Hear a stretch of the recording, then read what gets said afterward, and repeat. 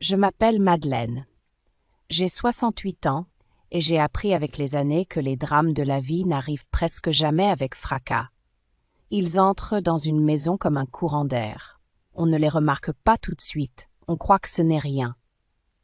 Puis un jour, on comprend qu'ils étaient là depuis longtemps.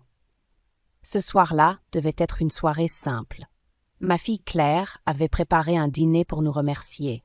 C'est ainsi qu'elle l'avait présenté. Un petit repas, maman, juste pour dire merci. Depuis la mort de son mari, il y a 10 ans, elle avait porté sa vie seule.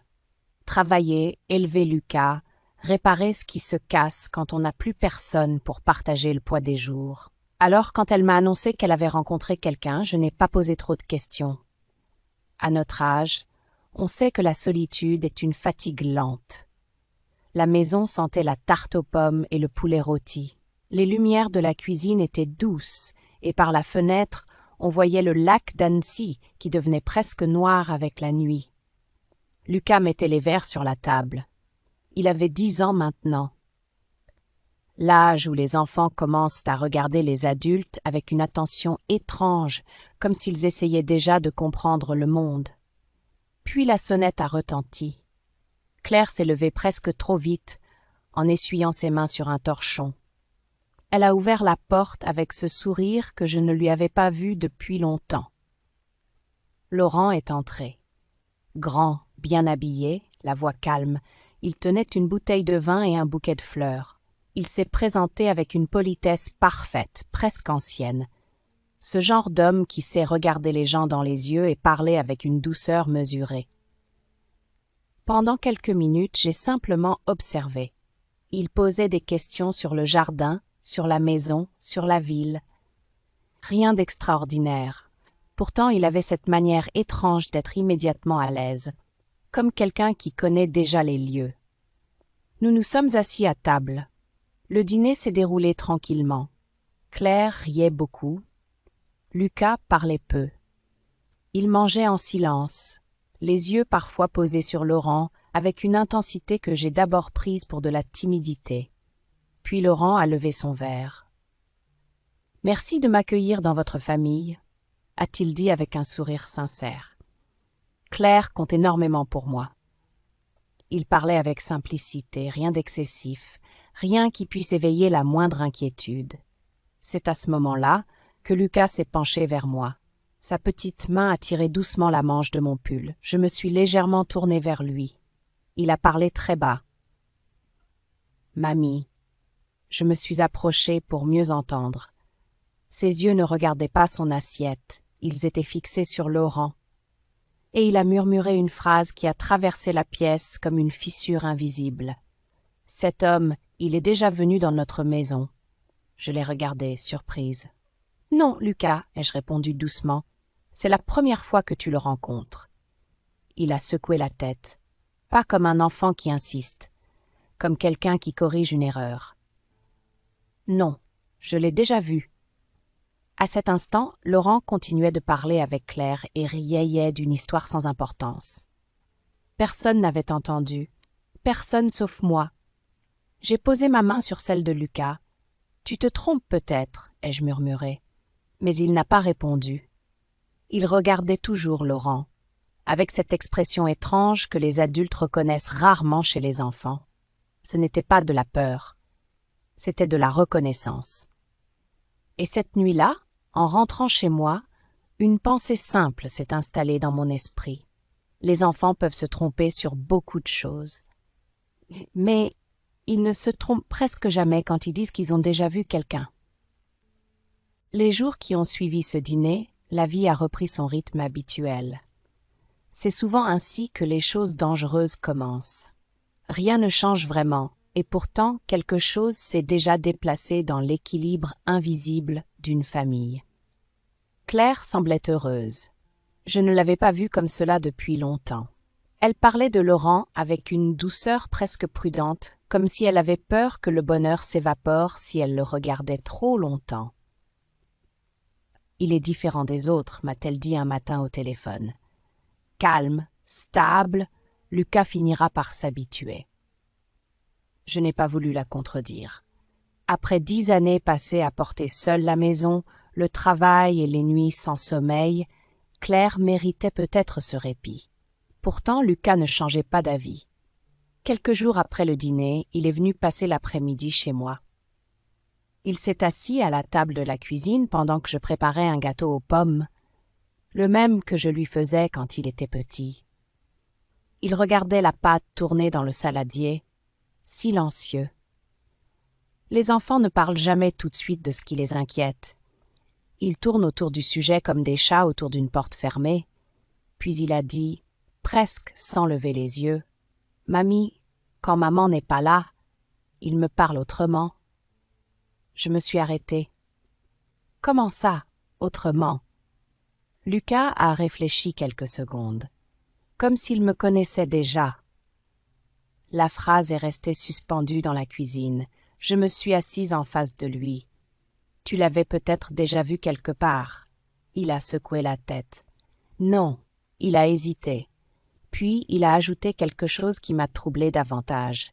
« Il me regarde comme les gens qui essaient de se souvenir de toi. » Je n'ai rien répondu. Les enfants trouvent parfois des mots que les adultes n'utilisent jamais, mais qui disent pourtant la vérité. Quelques jours plus tard, Claire m'a invitée à dîner chez elle. Laurent était là. Il s'est levé pour m'embrasser avec la même politesse tranquille que la première fois. « Madeleine, comment allez-vous » Sa voix était calme, posée. Pendant le repas, je l'ai observé discrètement. Sa manière de parler, de rire, de regarder Claire, tout semblait normal. Trop normal. Peut-être. Puis un détail est apparu.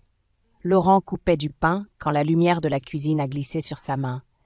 Et j'ai vu la cicatrice. Une longue marque pâle sur le dos de la main droite. Mon cœur s'est arrêté une seconde. Une image oubliée a remonté à la surface. Une nuit d'hiver.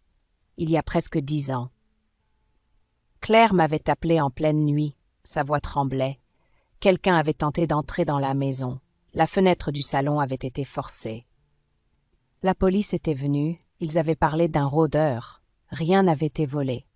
Lucas était encore très petit à l'époque. Mais je me souvenais d'une chose. Le lendemain matin, pendant que les policiers examinaient la fenêtre, Lucas avait dit quelque chose. Une phrase que personne n'avait vraiment prise au sérieux. L'homme avait une cicatrice sur la main. À ce moment-là, dans la cuisine de Claire, Laurent continuait de parler tranquillement. Claire riait. Lucas, lui, ne riait pas. Il regardait la main de Laurent. Puis il a levé les yeux vers moi.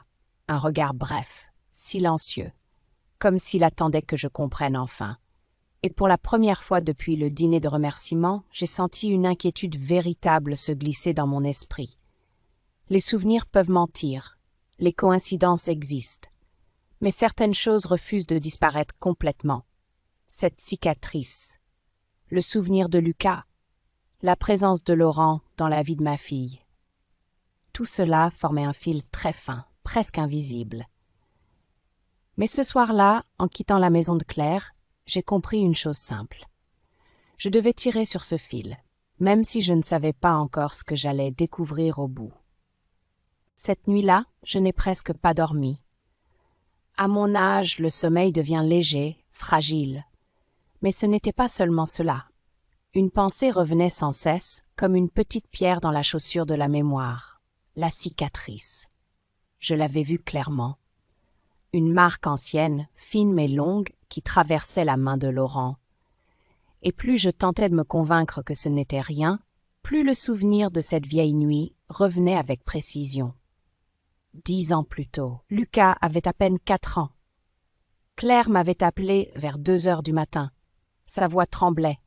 Elle disait qu'un bruit avait réveillé la maison. Quelqu'un avait tenté d'ouvrir la fenêtre du salon. Le verrou avait cédé. Le cadre avait été légèrement forcé. Quand la lumière s'était allumée, la silhouette avait disparu dans le jardin. La police était venue. Ils avaient inspecté les lieux avec cette routine tranquille des agents qui savent déjà que l'affaire sera vite classée. Probablement quelqu'un qui cherchait une maison vide, avait-il dit. Rien n'avait été volé. Rien n'avait vraiment été cassé. Alors l'histoire s'était refermée doucement, comme beaucoup d'incidents qui n'ont pas de suite. Mais le lendemain matin, Lucas avait raconté quelque chose. Je m'en souvenais maintenant avec une précision presque douloureuse. Il était assis sur les marches de la cuisine, enveloppé dans une couverture. Il regardait les policiers travailler dans le jardin. Et il avait dit, avec la certitude étrange des enfants, l'homme avait une cicatrice sur la main. À l'époque, personne n'avait vraiment prêté attention à cette phrase. Un enfant de 4 ans peut imaginer beaucoup de choses. La mémoire transforme les ombres. La police n'avait pas relevé cette remarque. Claire non plus. Et moi, je crois que j'avais simplement voulu oublier. Mais maintenant, cette vieille phrase revenait se poser exactement sur la main de Laurent. Le lendemain matin, j'ai décidé de ne pas céder à la peur ou aux suppositions. Les accusations hâtives sont dangereuses. La vie m'a appris cela. Je devais vérifier des faits. Rien de plus. J'ai commencé par quelque chose de simple. Les informations publiques. Une amie à moi, Hélène, travaille depuis longtemps dans une agence immobilière à Annecy. Nous nous connaissons depuis 30 ans. Elle a vu passer assez de dossiers pour comprendre qu'un nom peut parfois raconter une histoire. Nous avons bu un café ensemble dans son bureau. Je lui ai simplement dit « Je cherche des informations sur quelqu'un qui fréquente ma fille. Rien de grave, juste par prudence. » Hélène a hoché la tête. Elle connaît les mères. Elle connaît surtout les mères qui ont appris à se méfier. Quelques minutes plus tard, elle avait trouvé les premières traces administratives de Laurent. Des adresses, des changements de ville, un parcours professionnel banal, mais un détail a retenu mon attention. Pendant plusieurs années, Laurent avait vécu à Lyon, la même ville où travaillait autrefois le père de Lucas. Je suis restée silencieuse. « Ce n'est peut-être rien, » a dit Hélène. Elle avait raison. La France est grande, mais certaines professions se croisent souvent. Alors j'ai continué à regarder les informations disponibles. Et là, un autre élément est apparu. Le père de Lucas travaillait dans la gestion de projets immobiliers. Laurent aussi. Pas exactement dans la même entreprise, mais dans le même secteur, dans la même ville, à la même période. Ce n'était pas encore une preuve, juste une intersection de trajectoire. Pourtant, en quittant le bureau d'Hélène ce jour-là, j'ai senti que le fil dont je parlais quelques jours plus tôt venait de se tendre un peu plus. Et parfois dans la vie, un simple fil suffit à révéler toute une toile. Le soir même, Claire m'a appelée. Sa voix était douce, presque légère. « Maman, Laurent voudrait organiser un week-end au lac avec nous 3 pour que Lucas et lui apprennent à mieux se connaître. » Je n'ai rien dit pendant quelques secondes, puis j'ai répondu calmement « C'est une bonne idée. » Mais en raccrochant, une pensée m'a traversé l'esprit. Si Laurent connaissait vraiment la famille depuis le passé, alors ce week-end n'était peut-être pas seulement une rencontre. C'était peut-être une manière de vérifier quelque chose. Peut-être voulait-il savoir exactement ce que Lucas se souvenait de cette nuit-là. Le week-end au bord du lac fut décidé très rapidement. Claire semblait enthousiaste. Elle parlait de cette escapade comme d'un moment simple, presque nécessaire. « Lucas doit apprendre à le connaître, » répétait-elle. « Il faut leur laisser du temps. » Je comprenais son désir. Une mère qui élève seule son enfant pendant 10 ans rêve souvent d'un équilibre retrouvé. Elle espère que les 2 personnes qu'elle aime finiront par se reconnaître. Mais pour moi, ce week-end avait une autre signification. Depuis ma visite chez Hélène, une idée ne cessait de tourner dans mon esprit. Laurent et le père de Lucas avaient vécu dans la même ville, à la même époque, dans le même milieu professionnel. Ce genre de croisement n'est pas impossible. Mais dans les familles où la vie a déjà laissé des blessures, les coïncidences deviennent rarement innocentes. Je devais comprendre ce lien, sans bruit, sans accusation. Quelques jours plus tard, j'ai pris un train pour Lyon. Officiellement, j'allais voir une vieille amie. En réalité, je voulais relire les traces du passé.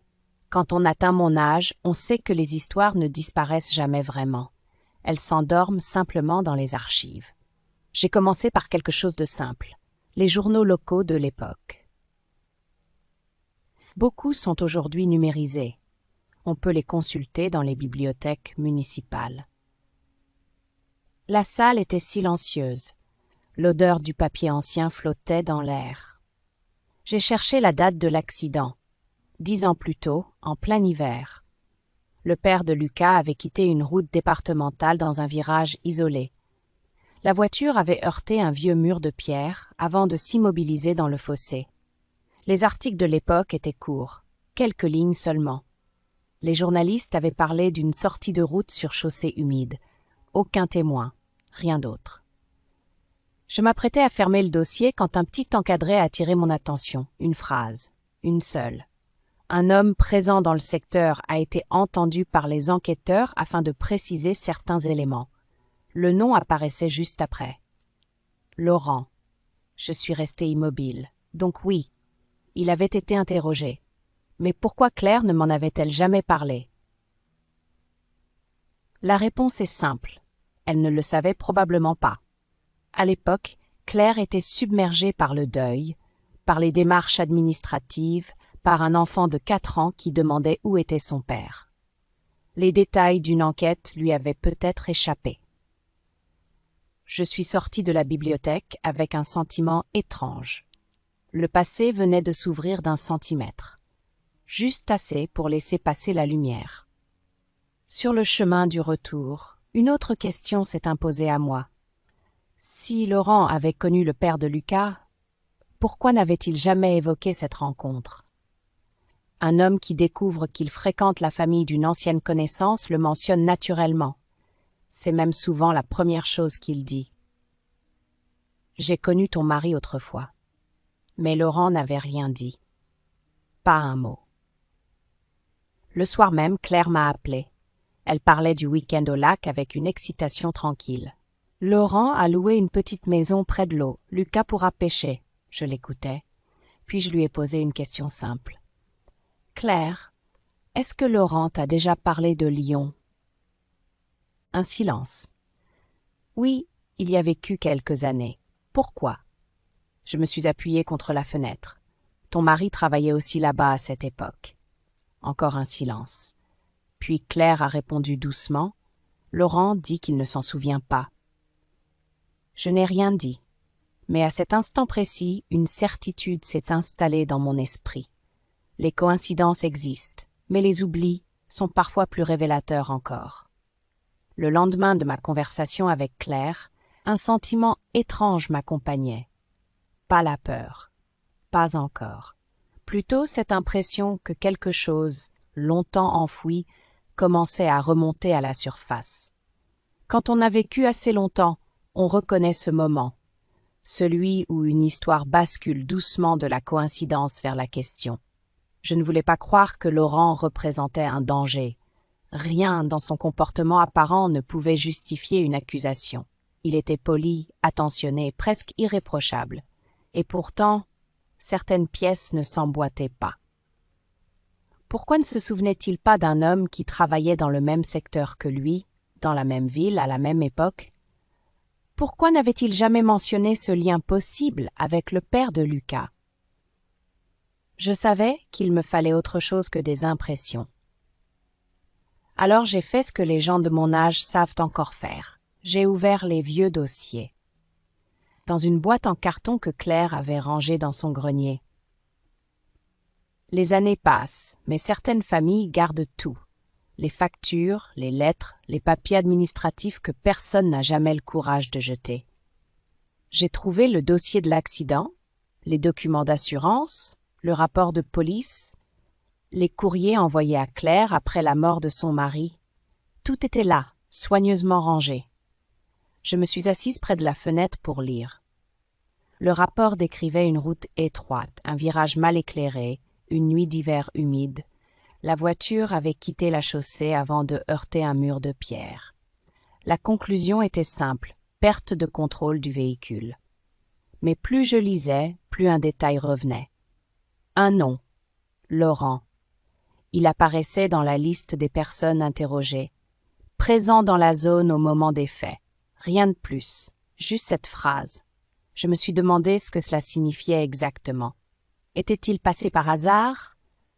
Avait-il croisé la victime quelques minutes plus tôt?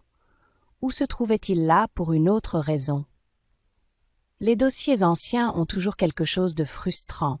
Ils racontent une histoire incomplète, figée dans le temps. Je venais de refermer le classeur quand Lucas est entré dans la pièce. Il avait passé la journée chez sa mère, mais Claire travaillait tard ce soir-là. Il devait dormir chez moi. Il s'est assis sur le canapé sans parler. Puis il a regardé la boîte ouverte sur la table. « C'est les papiers de papa ?» J'ai hoché la tête. Lucas n'en parlait presque jamais. Les enfants apprennent très tôt que certaines douleurs rendent les adultes silencieux. Il est resté immobile quelques secondes, puis il a dit quelque chose qui m'a fait frissonner. « Mamie, je crois qu'il se souvient de moi. » Je me suis tournée vers lui. « Qui ?»« Laurent. » Il parlait doucement comme s'il avait peur d'être entendu. Quand maman sort de la pièce, il me regarde bizarrement. Bizarrement comment? Lucas a cherché ses mots. Comme quelqu'un qui essaie de savoir si tu te souviens de quelque chose. La phrase m'a traversée comme un courant froid. Est-ce qu'il t'a parlé de ton père? Lucas a réfléchi. Une fois. Je me suis penchée vers lui. Qu'a-t-il dit? Lucas a baissé les yeux. Il a dit que certaines nuits d'hiver sont dangereuses sur les routes près du lac, surtout quand il y a un vieux mur de pierre dans un virage. Je suis restée immobile, parce que ce détail précis n'apparaissait dans aucun article de presse. Il figurait seulement dans le rapport technique de l'accident. Et soudain, pour la première fois depuis le dîner de remerciement, une idée terrible a pris forme dans mon esprit. Si Laurent connaissait ce mur, alors il n'avait peut-être pas seulement été interrogé comme témoin, il avait peut-être vu l'accident. Ou pire, il était peut-être présent quand tout s'était produit.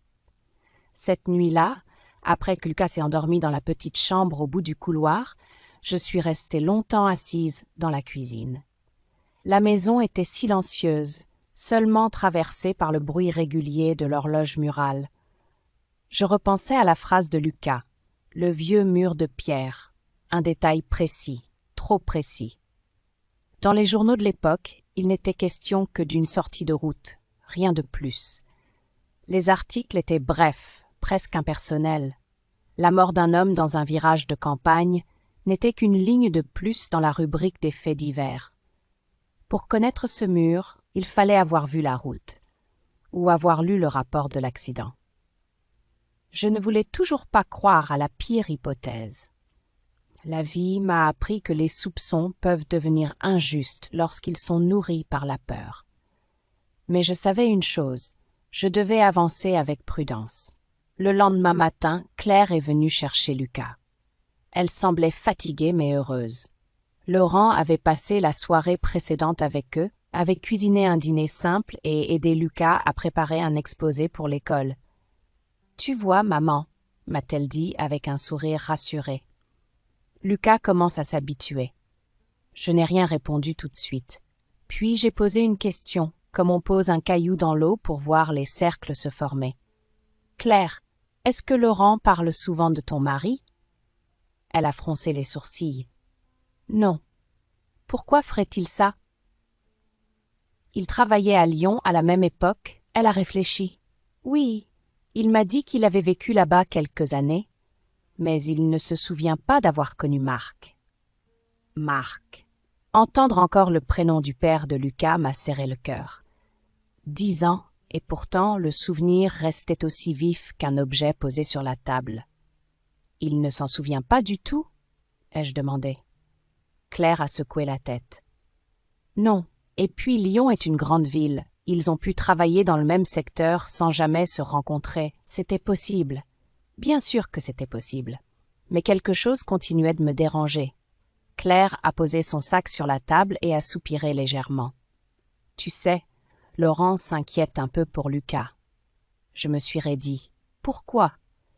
Il pense que Lucas est encore très marqué par la mort de son père. Parfois il dit des choses étranges, comme s'il mélangeait des souvenirs. Je n'ai rien dit. Laurent m'a suggéré qu'un psychologue pour enfants pourrait peut-être l'aider, a-t-elle ajouté doucement, juste pour lui permettre de parler librement. La phrase était dite avec bienveillance. Mais derrière cette bienveillance, j'ai soudain aperçu autre chose. Si Lucas était considéré comme fragile, si l'on expliquait ses paroles par l'imagination d'un enfant traumatisé, alors ce qu'il racontait ne serait plus pris au sérieux. Pas par Claire, pas par les autres. Je suis restée silencieuse quelques secondes. Puis j'ai répondu calmement « Peut-être. Mais Lucas n'a jamais été un enfant qui invente des histoires. » Claire a hoché la tête, un peu hésitante. Laurent dit qu'il veut simplement nous aider. Bien sûr. C'est souvent ainsi que commencent les manipulations les plus discrètes. Pas par des menaces, par des inquiétudes. Quand Claire et Lucas sont partis, je suis restée seule dans la maison. J'ai regardé la boîte contenant les dossiers de l'accident posés sur la table. Puis j'ai pensé à quelque chose que Claire avait mentionné quelques semaines plus tôt. Après une série de cambriolages dans leur quartier, elle avait installé un petit système de sécurité dans le salon. Une caméra simple, visible. Rien d'exceptionnel, mais cette caméra enregistrait parfois des moments de la vie quotidienne, des conversations ordinaires. Je n'avais jamais vraiment prêté attention à ce détail, jusqu'à maintenant. Parce que soudain, une idée s'est imposée à moi. Si Laurent parlait à Lucas quand Claire n'était pas là, alors peut-être que la maison, elle, avait entendu ces conversations. Et parfois, la vérité se cache dans des endroits très simples. Dans une phrase prononcée trop librement ou dans un souvenir qu'une caméra a enregistré sans que personne n'y prête attention. Quelques jours plus tard, Claire m'a demandé de passer chez elle dans l'après-midi. Elle travaillait tard et voulait que je reste un moment avec Lucas après l'école. C'était une chose que j'avais faite des dizaines de fois depuis la mort de son père. Rien d'inhabituel. La maison était calme quand je suis arrivée. Lucas était dans le salon, assis par terre avec ses cahiers ouverts devant lui. Le soleil de fin d'après-midi entrait par la grande fenêtre et dessinait des rectangles lumineux sur le parquet. « Mamie » a-t-il dit en levant la tête. « Tu peux m'aider pour mes fractions ?» Je me suis assise près de lui. Pendant un moment, nous avons simplement travaillé. Des chiffres, des crayons, le bruit tranquille des pages qu'on tourne. La vie normale, celle que toutes les familles espèrent préserver. Laurent est arrivé un peu plus tard. Il a ouvert la porte avec son aisance habituelle, saluant Lucas et moi avec la même courtoisie tranquille. « Bonjour Madeleine. » Il s'est servi un verre d'eau dans la cuisine, puis est venu s'asseoir dans le salon. Rien, dans ses gestes, ne trahissait la moindre nervosité. Je l'observais discrètement. À plusieurs reprises, son regard s'est posé sur Lucas avec une intensité difficile à définir. Pas de la dureté. Pas exactement de la tendresse non plus. Plutôt l'attention prudente d'un homme qui surveille une réaction. Au bout d'un moment, j'ai dit que j'allais préparer du thé dans la cuisine. Lucas est resté dans le salon avec Laurent. Je n'ai pas fermé complètement la porte. Pas pour écouter. Simplement parce que les portes restent souvent entr'ouvertes dans les maisons familiales. Leur conversation est arrivée jusqu'à moi par fragments. La voix de Laurent était calme. « Tu aimes toujours regarder les bateaux sur le lac ?» Lucas a répondu quelque chose que je n'ai pas bien entendu. Puis Laurent a ajouté « Ton père aimait beaucoup cette route aussi, celle qui passe près du vieux mur de pierre. » Je me suis figée. Lucas n'a pas répondu immédiatement. Le silence dans le salon a duré quelques secondes. Puis j'ai entendu la voix de l'enfant. « Comment tu sais ça ?» Laurent a hésité. Juste un instant, puis il a répondu avec une légèreté presque forcée. Les gens en parlaient beaucoup à l'époque. Je suis restée immobile derrière le plan de travail, parce que je savais une chose, personne n'en parlait. Ce détail n'était jamais apparu dans les journaux. Quelques minutes plus tard, Claire est rentrée. La conversation s'est arrêtée aussitôt et le dîner s'est déroulé normalement. Laurent plaisantait, Lucas mangeait en silence, rien d'inhabituel. Mais dans mon esprit, quelque chose venait de changer. Le lendemain matin, Claire m'a appelé. « Maman, tu te souviens du système de sécurité que j'ai installé dans le salon ?»« Oui. » Laurent trouve ça rassurant. Il dit que c'est bien pour surveiller la maison quand Lucas est seul après l'école. Je me suis appuyée contre la table de la cuisine. « Les caméras enregistrent encore ?»« Oui, mais je ne regarde presque jamais les images, » a-t-elle répondu en riant doucement. « Il ne se passe jamais rien d'intéressant. » Je n'ai pas ri, parce que soudain, une pensée très claire s'était imposée à moi. Parfois, ce qui semble banal devient précieux lorsque la mémoire humaine commence à douter. Une caméra ne doute pas. Elle enregistre simplement ce qui se passe. Le soir même, Claire est passée me montrer comment fonctionnait le système. Quelques gestes simples sur son téléphone. Les images du salon sont apparues à l'écran. La table basse, le canapé, la grande fenêtre donnant sur le jardin. Rien d'extraordinaire. Puis Claire a fait défiler les enregistrements des jours précédents, et à un moment précis, l'image s'est arrêtée. On voyait Laurent assis dans le salon. Lucas faisait ses devoirs sur la table. Laurent se penchait légèrement vers lui. Sa voix était calme, presque douce. « Tu sais, certaines nuits d'hiver peuvent être dangereuses sur cette route. » Lucas a levé les yeux. Laurent a continué, comme s'il parlait à lui-même, surtout quand quelqu'un freine trop tard avant le virage. Je suis restée immobile, parce que cette phrase contenait un détail que seul quelqu'un présent sur cette route cette nuit-là pouvait connaître. Et, pour la première fois depuis le dîner de remerciement, je n'ai plus pensé au hasard. J'ai pensé au passé, et au fait que certains hommes passent 10 ans à espérer que personne ne se souvienne. Cette nuit-là, après avoir regardé les images du salon avec Claire, je n'ai presque pas parlé. Elle, au contraire, essayait de trouver des explications simples. Les êtres humains font souvent cela lorsqu'une vérité devient trop lourde à regarder en face. Peut-être qu'il a entendu parler de l'accident à l'époque, a-t-elle dit en reposant son téléphone sur la table. Sa voix cherchait une logique rassurante. Les gens parlent, les histoires circulent. Je n'ai pas contredit ma fille. À cet instant, ce n'était pas mon rôle de la brusquer. Une vérité trop brutale peut détruire ce qu'elle prétend protéger. Mais dans mon esprit, les choses devenaient de plus en plus claires. Laurent connaissait des détails qui n'avaient jamais été rendus publics, et surtout, il observait Lucas, comme quelqu'un qui veut savoir ce que l'enfant se souvient. Le lendemain matin, j'ai pris rendez-vous avec un avocat, pas pour accuser quelqu'un, simplement pour comprendre ce que la loi permettait de faire dans une situation comme celle-ci. L'homme qui nous a reçus, Claire et moi, s'appelait Maître Dubois, un avocat calme, habitué aux dossiers familiaux compliqués. Je lui ai expliqué les faits avec précision, le passé commun à Lyon, le rôle de témoin dans l'accident, la conversation enregistrée dans le salon. Il a écouté sans m'interrompre. Puis il a posé une question très simple. « Est-ce que cet homme a reconnu avoir connu le père de Lucas ?» Claire a secoué la tête. « Non. Il dit qu'il ne s'en souvient pas. » Maître Dubois a croisé les mains sur son bureau. « Dans ce cas, il existe 2 possibilités, » a-t-il dit calmement. Soit il s'agit d'une coïncidence mal interprétée, soit certains éléments de l'accident n'ont jamais été complètement éclaircis. Claire a pâli légèrement. « Vous voulez dire ?» L'avocat a levé la main doucement. « Je ne veux rien dire pour l'instant, mais si des éléments nouveaux apparaissent, la justice peut réexaminer un dossier ancien. » Il a ensuite regardé les documents que j'avais apportés.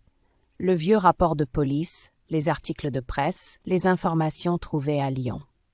Puis, il a ajouté une phrase qui a changé la manière dont je voyais toute cette histoire.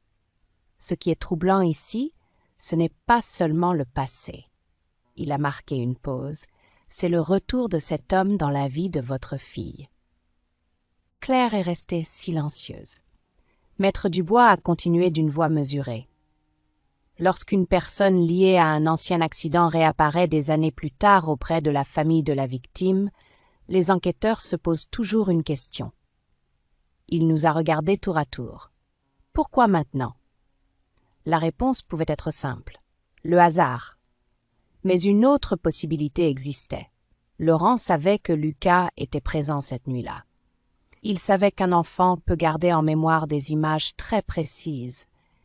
Et peut-être voulait-il vérifier ce que Lucas se souvenait réellement. En sortant du cabinet d'avocat, Claire marchait en silence. Le lac brillait sous le soleil de l'après-midi. Les bateaux glissaient doucement sur l'eau, comme si le monde continuait sans se soucier de nos inquiétudes. Claire s'est arrêtée soudain. « Maman, tu crois qu'il nous a menti depuis le début ?» Je n'ai pas répondu tout de suite, parce que parfois la question la plus importante n'est pas de savoir si quelqu'un ment, mais pourquoi il ment. Je me suis tournée vers elle. « Je crois seulement une chose, » ai-je dit doucement. « Laurent n'est pas revenu dans ta vie par hasard. » Et pour la première fois depuis 10 ans, l'accident qui avait brisé notre famille cessait d'être un souvenir. Il redevenait une histoire. Une histoire que quelqu'un avait peut-être espéré voir disparaître pour toujours. Les jours qui ont suivi notre rencontre avec Maître Dubois ont été étrangement calmes. La vie continuait comme toujours. Claire travaillait, Lucas allait à l'école, le lac d'Annecy brillait sous le soleil de juin comme si rien n'avait changé. Mais dans l'ombre de cette tranquillité, quelque chose s'était mis en mouvement. Maître Dubois avait transmis les éléments dont nous disposions aux autorités compétentes. Rien de spectaculaire, rien de dramatique. Juste un signalement accompagné de documents. Le rapport ancien de l'accident, les archives retrouvées à Lyon, et surtout cette étrange conversation enregistrée dans le salon. La justice en France avance lentement, mais elle écoute. Pendant ce temps, Laurent continuait de venir chez Claire. Il était toujours aussi calme, toujours aussi attentif. À première vue, rien n'avait changé dans son attitude. Pourtant, je remarquais parfois de brèves inquiétudes dans son regard, comme si quelque chose lui échappait. Un soir, je suis venue dîner chez Claire. L'atmosphère était paisible. Laurent parlait d'un projet de rénovation dans un immeuble ancien. Claire riait. Lucas mangeait en silence. Puis Laurent a posé une question. Une question simple, presque anodine. « Lucas, tu te souviens encore de la maison où tu vivais quand tu étais petit ?» L'enfant a levé les yeux. « Oui. » Laurent a poursuivi doucement. « Tu te souviens de la nuit où quelqu'un a essayé d'entrer ?» Claire a immédiatement relevé la tête. « Laurent, pourquoi tu parles de ça ?» Il a souri. Lucas m'en avait parlé une fois. Je regardais attentivement son visage. Lucas, lui, ne souriait pas. « Je me souviens, » a-t-il dit. Un silence s'est installé autour de la table. Laurent a pris une gorgée d'eau avant d'ajouter « Les souvenirs d'enfance peuvent être trompeurs. Parfois, on mélange des choses qu'on a imaginées avec ce qui s'est vraiment passé. » La phrase était dite avec douceur, mais derrière cette douceur, j'entendais autre chose. Une tentative, une manière subtile d'affaiblir la mémoire d'un enfant. Lucas a baissé les yeux vers son assiette. Je connaissais ce regard, c'était celui qu'il avait quand il essayait de comprendre quelque chose qui le dépassait. Après le dîner, Laurent est parti un peu plus tôt que d'habitude. Il disait devoir travailler tôt le lendemain. Claire a commencé à ranger la cuisine pendant que Lucas montait dans sa chambre. Je l'ai aidé en silence. Puis Claire a murmuré « Il est étrange ce soir. » Je l'ai regardé. « Qui ?» ?»« Laurent. » Elle a essuyé ses mains sur un torchon. J'ai l'impression qu'il observe Lucas tout le temps, comme s'il cherchait quelque chose. Je n'ai rien répondu, parce que cette impression, je l'avais eue dès le premier soir. 2 jours plus tard, Maître Dubois m'a appelé. Sa voix était calme, professionnelle. « Madame Madeleine, Les enquêteurs ont accepté d'examiner à nouveau certains éléments du dossier. Mon cœur a battu plus fort. Cela signifie quoi exactement? Cela signifie simplement qu'ils vont vérifier certains points restés flous dans l'enquête initiale. Il a marqué une pause, notamment la présence de Laurent dans la zone au moment de l'accident. Je suis restée silencieuse.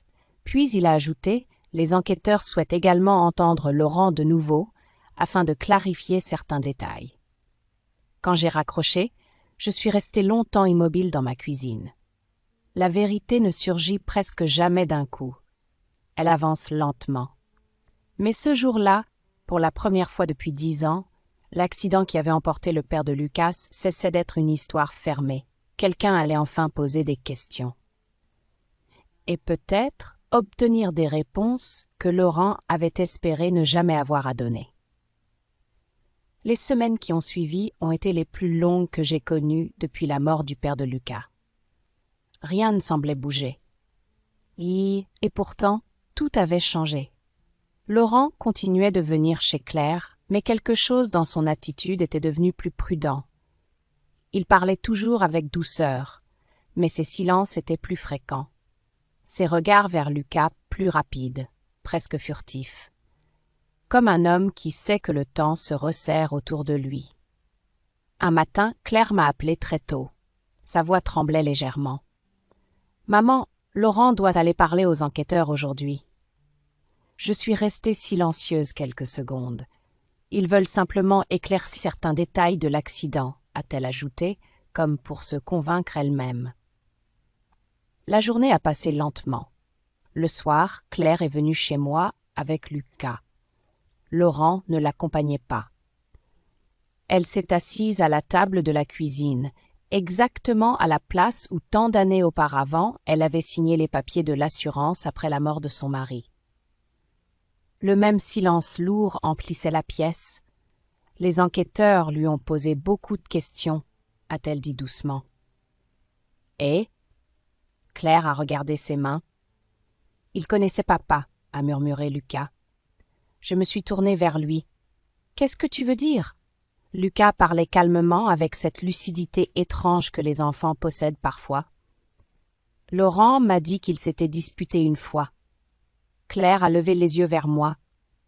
Il l'a reconnue aujourd'hui. Elle respirait difficilement. Il travaillait sur un projet immobilier à Lyon et il s'était disputé à propos d'un contrat. La pièce semblait soudain plus froide. Claire a poursuivi. Le soir de l'accident, Laurent roulait derrière lui. Je n'ai rien dit. Il dit qu'il n'a jamais causé l'accident, a-t-elle ajouté rapidement. Mais il reconnaît maintenant qu'il était là. La route était étroite, la nuit sombre, une voiture qui freine trop tard dans un virage. Parfois, un drame naît simplement d'une seconde de colère ou d'un moment d'imprudence. Les enquêteurs allaient continuer leur travail. Les responsabilités exactes prendraient du temps à être établies. Mais une chose était déjà certaine. Laurent n'était pas revenu dans la vie de Claire par hasard. Il savait que Lucas avait été présent cette nuit-là. Il savait qu'un enfant peut garder une image en mémoire pendant des années. Et il avait voulu savoir si cet enfant se souvenait encore. Claire est restée longtemps dans ma cuisine ce soir-là. Elle regardait la table comme si une partie de sa vie venait de se fissurer sous ses yeux. « Je croyais recommencer une nouvelle histoire, a-t-elle murmuré. Je lui ai pris la main. Parfois, les anciennes histoires reviennent avant que les nouvelles puissent commencer. Lucas, lui, jouait dans le jardin. Je l'ai observé à travers la fenêtre. Le vent faisait bouger les branches du vieux pommier. Et je me suis dit quelque chose que toutes les grand-mères comprennent un jour.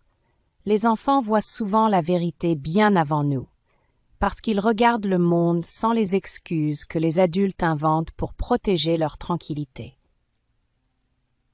Ce soir-là, en refermant la porte derrière Claire et Lucas, j'ai pensé à la première phrase que mon petit-fils m'avait chuchotée pendant ce dîner.